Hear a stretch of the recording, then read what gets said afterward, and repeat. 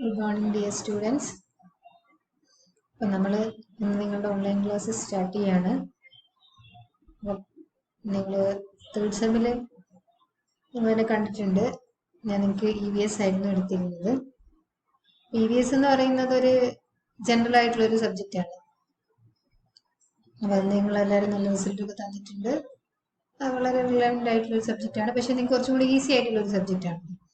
അപ്പം ഈ സെമ്മിൽ നിങ്ങൾക്ക് ഞാൻ എടുക്കുന്നത് software engineering, project management and software engineering, അതാണ് സബ്ജക്റ്റിന്റെ പേര്.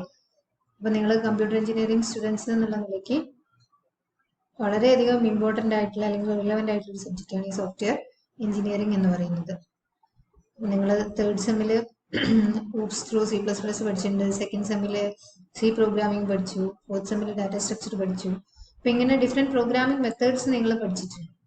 അപ്പൊ അതൊക്കെ യൂസ് ചെയ്തിട്ട് എങ്ങനെ ഒരു കംപ്ലീറ്റ് ആപ്ലിക്കേഷൻ ഡെവലപ്പ് ചെയ്യാം എന്നുള്ളതാണ് നമ്മൾ സോഫ്റ്റ്വെയർ എഞ്ചിനീയറിംഗ് എന്ന് പറയുന്ന ഈ ഒരു സബ്ജക്റ്റിൽ പഠിക്കുന്നത്. അപ്പം നിങ്ങൾക്കറിയാം, നമുക്ക് ഒരു C പ്രോഗ്രാം ഇപ്പൊ നിങ്ങളടുത്ത് ടു നമ്പേഴ്സ് ആഡ് ചെയ്യാൻ പറഞ്ഞു കഴിഞ്ഞാൽ നിങ്ങൾക്ക് ഈസി ആയിട്ട് അത് ലാംഗ്വേജ് അറിയുന്നതുകൊണ്ട് നിങ്ങൾക്ക് ഈസി ആയിട്ട് അത് ചെയ്യാൻ പറ്റും. നിങ്ങൾ ജസ്റ്റ് ഒരു നോട്ടിൽ എഴുതിയിട്ട് കമ്പ്യൂട്ടറിൽ ഫീഡ് ചെയ്തിട്ട് ഔട്ട്പുട്ട് കാണിക്കുകയാണ് ചെയ്യുന്നത്. അതേപോലെ നമുക്കൊരു വലിയ സോഫ്റ്റ്വെയർ ആപ്ലിക്കേഷൻ ഡെവലപ്പ് ചെയ്യാൻ പറ്റില്ല. അപ്പൊ അതിന് കുറച്ച് പ്രൊസീജിയേഴ്സ് ഉണ്ട്. നമ്മൾ ഇൻഡിവിജ്വലി ചെയ്യുകയാണെങ്കിലും ഒരു ഗ്രൂപ്പായിട്ട് ചെയ്യുകയാണെങ്കിലും നിങ്ങൾ ഒരു കമ്പനിയിൽ വർക്ക് ചെയ്യുകയാണെങ്കിലും ഒക്കെ വ്യത്യാസമുണ്ട്. അപ്പൊ ഇനി നിങ്ങൾ ഈ ഒരു കോഴ്സ് കഴിഞ്ഞു കഴിഞ്ഞാൽ നിങ്ങൾ ഭൂരിപക്ഷം പേര് പോകുന്നത് സോഫ്റ്റ്വെയർ ഫീൽഡിലോട്ടായിരിക്കും. അപ്പൊ ആ സമയത്ത് നിങ്ങൾക്ക് ഏറ്റവും കൂടുതൽ ഉപയോഗപ്പെടുന്ന ഒരു സബ്ജക്റ്റാണ് ഈ സോഫ്റ്റ്വെയർ എഞ്ചിനീയറിംഗ് എന്ന് പറയുന്നത്. അല്ലെങ്കിൽ നിങ്ങൾ അറിഞ്ഞിരിക്കേണ്ട ഒരു സാധനമാണ് ഈ സോഫ്റ്റ്വെയർ എഞ്ചിനീയറിംഗ് എന്ന് പറയുന്നത്. അപ്പൊ നിങ്ങൾക്ക് അറിയാം, നമ്മളിപ്പം ഒരു എക്സാമ്പിൾ ഞാൻ നിങ്ങൾക്ക് പറയാം. ഇപ്പൊ നമ്മളൊരു വീട് കൺസ്ട്രക്ട് ചെയ്യാൻ നിങ്ങൾ അസ്യൂം ചെയ്യാം. അപ്പൊ നിങ്ങൾ ഡയറക്റ്റ് ആയിട്ട് പോയിട്ട് മെറ്റീരിയൽസ് ഒക്കെ വാങ്ങി കൺസ്ട്രക്ഷൻ സ്റ്റാർട്ട് ചെയ്യുക. ഉടനെ അത് കൺസ്ട്രക്ട് ചെയ്യാൻ വിചാരിക്കുമ്പോഴേ, അല്ലെങ്കിൽ ഒരു വീട് ഉണ്ടാക്കണമെന്ന് വിചാരിക്കുമ്പോഴേ ഇല്ല അല്ലേ? അപ്പൊ നിങ്ങൾ എന്താ ചെയ്യല്? സാധാരണ നമ്മൾ ഒരു ചെയ്യാന്ന് പറയുന്നത് നമ്മൾ അതിന്റെ കോസ്റ്റിനെ പറ്റി ചിന്തിക്കും. അതേപോലെ എങ്ങനെയാണ് ആ വീട് വേണ്ടത്, അതിനെത്ര റൂംസ് വേണം, ബാക്കിയുള്ള കാര്യങ്ങൾ, അതിന്റെ എലിവേഷൻ എങ്ങനെയായിരിക്കണം, അങ്ങനെ പല കാര്യങ്ങളും നമ്മൾ ചിന്തിക്കും. നമുക്ക് അത് അഫോർഡബിൾ ആണോ, എത്ര സ്ക്വയർ ഫീറ്റ് ആണ് നമ്മൾ ഉണ്ടാക്കാൻ ഉദ്ദേശിക്കുന്നത്, അത്രയും നമുക്ക് പറ്റുമോ, അപ്പൊ ഇങ്ങനെയുള്ള കുറേ കാര്യങ്ങളെ പറ്റി നമ്മൾ ആലോചിക്കും. അതിനുശേഷം നമ്മൾ വ്യക്തമായിട്ട് അതിനെപ്പറ്റി ഒരു ധാരണ ഉണ്ടാക്കും. എന്തൊക്കെ കാര്യങ്ങൾ നമുക്ക് അതിനാവശ്യമാണ്, അതിന്റെ റിക്വയർമെന്റ്സ് എന്തൊക്കെയാണ്, അപ്പൊ എങ്ങനെ കൺസ്ട്രക്ട് ചെയ്യണം. അപ്പൊ അതിനുശേഷം നമ്മളെ ഐഡിയ വെച്ചിട്ട് ഒന്നുകിൽ ആരെങ്കിലും ഏൽപ്പിച്ചിട്ടോ അല്ലെങ്കിൽ നമ്മളുടേതായ ഒരു പ്ലാന് നമ്മൾ ക്രിയേറ്റ് ചെയ്യും. ആ പ്ലാനിനെ ബേസ് ചെയ്തിട്ടാണ് നമ്മൾ പിന്നെ കൺസ്ട്രക്ഷൻ എന്ന് പറയുന്ന ഏരിയയിലേക്ക് കടക്കുന്നത്. ഈ കൺസ്ട്രക്ഷനിൽ വരുമ്പോഴാണ് നമ്മൾ ഈ മെറ്റീരിയലും ഫൗണ്ടേഷൻ ഉണ്ടാക്കുന്നത്. ബാക്കി അങ്ങോട്ടേക്ക് ഒറ്റയടിക്ക് നമുക്ക് ഒരു വീട് ഉണ്ടാക്കിയെടുക്കാൻ പറ്റുമോ? കുറേ സ്റ്റെപ്പ് ബൈ സ്റ്റെപ്പ് പ്രോസസ്സാണ് വീട് ഉണ്ടാക്കുക എന്ന് പറയുന്നത്. ഓക്കെ, ഇനി നമ്മൾ വീട് ഉണ്ടാക്കി കഴിഞ്ഞാലോ, നിങ്ങൾ അതിൽ താമസിച്ചു കഴിഞ്ഞാലോ, അല്ലെങ്കിൽ നിങ്ങൾ അത് വേറെ എന്തെങ്കിലും ചെയ്താലോ അത് കാലാകാലം അതേപോലെ ഇടുവോ? ഇല്ല. അപ്പൊ അതിനാവശ്യമായ മെയിൻ്റനൻസ് സപ്പോർട്ട് നമ്മൾ കൊടുക്കുന്നുണ്ട്. അപ്പൊ ആ ത്രൂ ഔട്ട് ആ വീടിന്റെ ലൈഫ് ടൈമിൽ നമ്മൾ അതിനാവശ്യമായി എന്ത് കൊടുക്കണം? മെയിൻ്റനൻസ് സപ്പോർട്ട് കൊടുക്കേണ്ടി വരും. ലീക്ക് ഉണ്ടെങ്കിൽ അത് ഇതാക്കേണ്ടി വരും. ചിലപ്പോൾ ഒരു റൂം എക്സ്റ്റെൻഡ് ചെയ്യാം, അല്ലെങ്കിൽ വേറെ എന്തെങ്കിലും പോർഷൻസ് എക്സ്റ്റെൻഡ് ചെയ്യാം. അങ്ങനെ പല കാര്യങ്ങളും നമ്മൾ അതുമായിട്ട് റിലേറ്റ് ആയിട്ട് ചിന്തിക്കുന്നുണ്ട്. അപ്പൊ ഇതേപോലെയാണ് മാർക്കറ്റിൽ ഇറങ്ങുന്ന ഒരുവിധം എല്ലാ പ്രോഡക്ട്സിന്റെയും ഒരു വേ എന്ന് പറയുന്നത് ഇതാണ്. ഇതേ കാര്യം തന്നെയാണ് സോഫ്റ്റ്വെയർ പ്രോഡക്ട്സിന്റെ കാര്യത്തിലായാലും. ഹൗസിന്റെ കാര്യത്തിലാകുമ്പോൾ നമ്മളെങ്കിൽ ഒരു കൺസ്ട്രക്ഷന്റെ കാര്യത്തിലാകുമ്പോൾ നമ്മൾ കൺസ്ട്രക്ഷൻ മാനേജ്മെന്റ് എന്ന് പറയും. സോഫ്റ്റ്വെയർ ആവുന്ന സമയത്ത് അതിന്റെ സ്റ്റെപ്പിനെ നമ്മൾ പ്രൊജക്ട് മാനേജ്മെന്റ്, അതേപോലെ സോഫ്റ്റ്വെയർ എഞ്ചിനീയറിംഗ് എന്നൊക്കെ പറയുന്നു. അപ്പൊ ഒരു സോഫ്റ്റ്വെയർ ഡെവലപ്പ് ചെയ്യുമ്പോൾ നമുക്ക് ഒറ്റയടിക്ക് ഒരു സോഫ്റ്റ്വെയർ എന്ത് ചെയ്യാൻ പറ്റില്ല, ഡെവലപ്പ് ചെയ്യാൻ പറ്റില്ല. അതിന് സെർട്ടൻ പ്രൊസീജിയേഴ്സ്. ആ ഒരു പ്രൊസീജിയേഴ്സ് ആണ് നമ്മൾ ഈ ഒരു സബ്ജക്റ്റിലൂടെ മനസ്സിലാക്കുന്നത്. അപ്പൊ സോഫ്റ്റ്വെയർ എഞ്ചിനീയറിംഗ് എന്ന് പറയുന്നത് it is an engineering discipline which deals with all the theorems and aspects while the development of a software. Software develop ചെയ്യുന്ന വേളയിൽ അത് ഡീൽ ചെയ്യുന്ന എല്ലാ തിയറംസും ആസ്പെക്ട്സും കൺസിഡർ ചെയ്യുന്ന ഒരു ഏരിയനെയാണ് നമ്മൾ എന്ത് പറയുന്നത്? സോഫ്റ്റ്വെയർ എഞ്ചിനീയറിംഗ് എന്ന് പറയുന്നത്. സോഫ്റ്റ്വെയറിന്റെ ഒരു ലൈഫ് ടൈം എന്ന് പറയുന്നത് അതിന്റെ ഡെവലപ്മെന്റ് ഉണ്ട്, അതിന്റെ ഓപ്പറേഷൻ ഉണ്ട്, അതിന്റെ മെയിൻ്റനൻസ് ഉണ്ട്.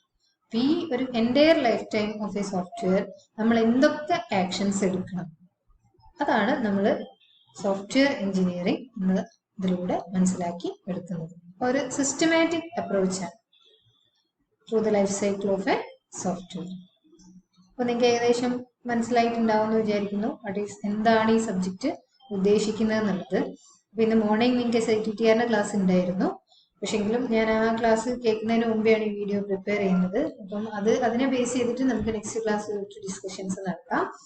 ഇന്ന് ഞാൻ നിങ്ങളുമായിട്ട് ഷെയർ ചെയ്യാൻ ഉദ്ദേശിക്കുന്നത് എൻ്റെയർ ഈ ഒരു സബ്ജക്റ്റിൽ എന്തൊക്കെ കാര്യങ്ങളാണ് നിങ്ങൾക്ക് പഠിക്കാൻ വരുന്നത് എന്നുള്ളതാണ്. അപ്പോൾ 4 മൊഡ്യൂൾസാണ് നമുക്കുള്ളത്. ആ 4 മൊഡ്യൂൾസിലും എന്തൊക്കെയാണ് നമ്മൾ ഡിസ്കസ് ചെയ്യാൻ പോകുന്നത്. ഇനി അങ്ങോട്ട് അതിൽ ഓരോ മൊഡ്യൂളിലും ഒരു പെർട്ടിക്കുലർ ടോപ്പിക് 1-2 ടോപ്പിക്ക് നമ്മൾ ഓൺലൈനായിട്ട് ഡിസ്കസ് ചെയ്യും. ബാക്കി റെഗുലറായിട്ട് ക്ലാസ് തുടങ്ങിയാൽ പിന്നെ നമുക്ക് റെഗുലർ ക്ലാസ്സിൽ വരാം. അപ്പൊ ഇപ്പൊ ഈ ഒരു നിർവാഹമേ ഉള്ളൂ. എനിക്ക് നിങ്ങളോട് പറയാനുള്ളത്, ഇങ്ങനത്തെ വീഡിയോസ് ഇടുന്ന സമയത്ത് നിങ്ങൾ മാക്സിമം അത് ഫുള്ളായിട്ടും കേൾക്കുക. എന്നിട്ട് നമുക്ക് ബാക്കി ഡൗട്ട്സ് വാട്സപ്പ് വഴിയോ ഗൂഗിൾ ക്ലാസ് റൂം വഴിയോ ഒക്കെ ഡിസ്കസ് ചെയ്യാം. ഓക്കെ, അപ്പോൾ ഇതാണ് ഓവറോൾ നമ്മുടെ സോഫ്റ്റ്വെയർ എഞ്ചിനീയറിംഗ് എന്ന് പറയുന്ന സബ്ജക്റ്റിന്റെ എക്സ്പ്ലനേഷൻ എന്ന് പറയുന്നത്. വളരെ റിലവൻ്റ് ആയിട്ടുള്ള ഒരു സബ്ജക്റ്റാണ്. ഞാൻ ഒരിക്കൽ കൂടെ പറയാണ്, എക്സാം ഓറിയന്റഡ് ആയിട്ട് മാത്രമല്ല, നിങ്ങൾക്ക് കോഴ്സ് കഴിഞ്ഞാലും ഏത് സാഹചര്യത്തിലും നിങ്ങൾ സോഫ്റ്റ്വെയർ ഡെവലപ്പറായിട്ട് മാറുന്ന സമയത്ത് നിങ്ങൾക്ക് ഏറ്റവും അധികം വേണ്ട അല്ലെങ്കിൽ അറിയേണ്ട ഒരു കാര്യമാണ് സോഫ്റ്റ്വെയർ എഞ്ചിനീയറിംഗ് പ്രിൻസിപ്പിൾസ് എന്ന് പറയുന്നത്. ഓക്കെ, അപ്പൊ ഇനി ഞാൻ അതിൽ ഓരോ മൊഡ്യൂൾസിലും നിങ്ങൾക്ക് എന്തൊക്കെ കാര്യങ്ങളാണ് വരുന്നത് എന്നുള്ളത് ഒന്ന് പറയാം. ഓക്കെ, അപ്പം നമുക്ക് 4 മൊഡ്യൂൾസ് ആണ് വരുന്നത്. ഞാൻ നിങ്ങളോട് പറഞ്ഞു, പ്രൊജക്ട്, നമ്മുടെ സബ്ജക്റ്റിന്റെ പേര് എന്ന് പറയുന്നത് project management and software engineering ആണ്. ഓക്കെ, അപ്പൊ ഇതിൽ ഫസ്റ്റ് മൊഡ്യൂൾ എന്ന് പറയുന്നത് മൊഡ്യൂൾ 1. അത് വളരെ ഇമ്പോർട്ടന്റ് ആയിട്ടുള്ള ഒരു മൊഡ്യൂളാണ്. മൊഡ്യൂൾ 1 ശ്രദ്ധിക്കുക നിങ്ങൾ. ഫസ്റ്റ് മൊഡ്യൂൾ എന്ന് പറഞ്ഞാൽ ഫേസസ് ഓഫ് സോഫ്റ്റ്വെയർ ഡെവലപ്മെന്റ്. ഒരു സോഫ്റ്റ്വെയർ ഡെവലപ്മെന്റ് എന്ന് പറഞ്ഞാൽ ഞാൻ നേരത്തെ നിങ്ങളോട് പറഞ്ഞു, ഒറ്റയടിക്ക് നമുക്ക് എന്ത് ചെയ്യാൻ പറ്റില്ല, ഒരു സോഫ്റ്റ്വെയർ ഡെവലപ്പ് ചെയ്യാൻ പറ്റില്ല. അപ്പൊ ഡിഫറെന്റ് സ്റ്റേജസ് ഉണ്ട്. അപ്പൊ ആ സ്റ്റേജസ് ആണ് നമ്മൾ ഈ ഒരു യൂണിറ്റിൽ, ആ സ്റ്റേജസ് ഏതൊക്കെയാന്നുള്ളതാണ് നമ്മൾ ഈ ഒരു യൂണിറ്റിൽ മനസ്സിലാക്കുന്നത്. അപ്പൊ അതിൽ ഫസ്റ്റ് വരുന്നത് സോഫ്റ്റ്വെയർ എഞ്ചിനീയറിംഗിന്റെ ഇമ്പോർട്ടൻസ് എന്താണ്. അപ്പൊ നമ്മൾ ഡിസ്കസ് ചെയ്തു കുറച്ചൊന്ന്, എന്താണ് സോഫ്റ്റ്വെയർ എഞ്ചിനീയറിംഗിന്റെ ഇമ്പോർട്ടൻസ് എന്നുള്ളതാണ് ഫസ്റ്റ് നിങ്ങൾ മനസ്സിലാക്കേണ്ടത്. പിന്നെ എങ്ങനെയാണ് ഈ ഒരു സോഫ്റ്റ്വെയർ എഞ്ചിനീയറിംഗ് കൺസെപ്റ്റിലേക്ക് വന്നത്, മുമ്പ് നമ്മൾ പ്രോഗ്രാം എഴുതിയെന്ന് വ്യത്യാസമായിട്ട് സോഫ്റ്റ്വെയർ എഞ്ചിനീയറിംഗ് കൺസെപ്റ്റിലേക്ക് എങ്ങനെയാണ് നമ്മൾ എത്തിപ്പെട്ടത്, that is emergence of software engineering. പിന്നെ എന്താണ് software process, then state the phases of software development, എന്തൊക്കെയാണ് സോഫ്റ്റ്വെയർ ഡെവലപ്മെന്റിന്റെ ഡിഫറെന്റ് ഫേസസ്. അപ്പൊ ഇതാണ് ഇമ്പോർട്ടന്റ് ആയിട്ട് ത്രൂ ഔട്ട് നിങ്ങൾക്ക് ഈ ഒരു സബ്ജക്റ്റിൽ പഠിക്കാനുള്ളത്. അപ്പൊ അതിൽ ഏറ്റവും ബേസിക് ആയിട്ട് വരുന്ന 6 ഫേസുകളാണ് ഇവിടെ ഡിസ്ക്രൈബ് ചെയ്തത്. അതൊക്കെ ഇൻഡിവിജ്വലി നിങ്ങൾക്ക് പഠിക്കാനുണ്ട്. അപ്പൊ ആ ഫേസസ് ഒന്ന് ഞാൻ പറയാം. That is feasibility study, requirement analysis, design, implementation, testing and maintenance. These are the 6 basic phases while the development of a software. ഒരു സോഫ്റ്റ്വെയർ ഡെവലപ്പ് ചെയ്യുമ്പോൾ നമ്മൾ എടുക്കുന്ന 6 ബേസിക് ആയിട്ട് വരുന്ന, ഏറ്റവും ചുരുങ്ങിയത് ഇത്രയും സ്റ്റെപ്സിലൂടെയെങ്കിലും നമ്മൾ എന്ത് ചെയ്യണം, കടന്ന് പോകണം. അപ്പൊ അതൊക്കെ നമുക്ക് ഡീറ്റെയിൽ ആയിട്ട് പഠിക്കാം. പിന്നെ ഒരു സോഫ്റ്റ്വെയർ ഡെവലപ്പ് ചെയ്യുന്ന സമയത്ത് നമുക്ക് ഫോളോ ചെയ്യാൻ പറ്റുന്ന ഓൾറെഡി ഉള്ള കുറെ മോഡൽസ് ഉണ്ട്. അപ്പൊ അതൊക്കെ ഏതൊക്കെയാന്നുള്ളതാണ് ഈ സോഫ്റ്റ്വെയർ ലൈഫ് സൈക്കിൾ മോഡൽസ് എന്ന് പറയുന്നത് കൊണ്ട് ഉദ്ദേശിക്കുന്നത്. ലാസ്റ്റ് ആ മോഡലിന്റെ ഒരു കമ്പാരിസണും കൂടെ ഉണ്ട്. ഇത്രയാണ് നിങ്ങൾക്ക് ഫസ്റ്റ് മൊഡ്യൂളിൽ വരുന്നത്. അപ്പൊ സോഫ്റ്റ്വെയർ എഞ്ചിനീയറിംഗ് കൺസെപ്റ്റ്സ് ബേസിക് മനസ്സിലാക്കുക എന്നുള്ളതാണ് ഫസ്റ്റ് മൊഡ്യൂൾ. ഇനി സെക്കൻഡ് മൊഡ്യൂളിലേക്ക് വരുന്ന സമയത്ത് നമ്മൾ ഈ ഫസ്റ്റ് മൊഡ്യൂളിൽ പഠിച്ച 6 ഫേസസ് ഉണ്ട്. അതിൽ ഇമ്പോർട്ടന്റ് ആയിട്ട് വരുന്ന കുറച്ച് ഫേസുകൾ സെക്കൻഡ് മൊഡ്യൂളിലും തേർഡ് മൊഡ്യൂളിലും ഡീറ്റെയിൽ ആയിട്ട് പഠിക്കാനുണ്ട്. അപ്പം സെക്കൻഡ് മൊഡ്യൂളിൽ നിങ്ങൾ നോക്കുക. സെക്കൻഡ് മൊഡ്യൂൾ എന്ന് പറയുന്നത് 2 ഫേസുകൾ കമ്പൈൻ ചെയ്തിട്ടാണ്. ദാറ്റ് ഈസ് റിക്വയർമെന്റ് അനാലിസിസും ഡിസൈനും. റിക്വയർമെന്റ് അനാലിസിസ് എന്ന് പറയുന്നത് ഒരു സെക്കൻഡ് ഫേസ് ആണ് സോഫ്റ്റ്വെയർ ഡെവലപ്മെന്റിലെ. നെക്സ്റ്റ് അത് കഴിഞ്ഞിട്ടുള്ള ഫേസ് ആണ് ഡിസൈൻ ഫേസ്. അപ്പൊ എന്തൊക്കെയാണ് റിക്വയർമെന്റ് അനാലിസിസ് ഫേസിൽ ചെയ്യുന്ന കാര്യങ്ങൾ, എന്താണ് റിക്വയർമെന്റ് സ്പെസിഫിക്കേഷൻ, എന്താണ് SRS document and structure of SRS document, പിന്നെ ഡിസൈൻ വരുന്ന സമയത്ത് data flow diagrams, role of software architecture, plan for a software project, define software design, അതേപോലെ function oriented design, object oriented, different categories of software designs ആണ് ഇതെല്ലാം. അപ്പൊ ഇതെല്ലാം എന്താണ് മനസ്സിലാക്കുക എന്നുള്ളതാണ് നമ്മളെ സെക്കൻഡ് യൂണിറ്റ് വരുന്നത്. സെക്കൻഡ് യൂണിറ്റിൽ ബേസിക്കലി എയിം ചെയ്യുന്നത് 2 ഫേസസ് ആണ്. അതായത് റിക്വയർമെന്റ് അനാലിസിസും ഡിസൈൻ. ഈ 2 ഫേസസിലും എന്തൊക്കെ കാര്യങ്ങളാണ് നമ്മൾ ചെയ്യേണ്ടത് അത് ഡീറ്റെയിൽ ആയിട്ട് മനസ്സിലാക്കുന്നതാണ് സെക്കൻഡ് മൊഡ്യൂൾ എന്ന് പറയുന്നത്.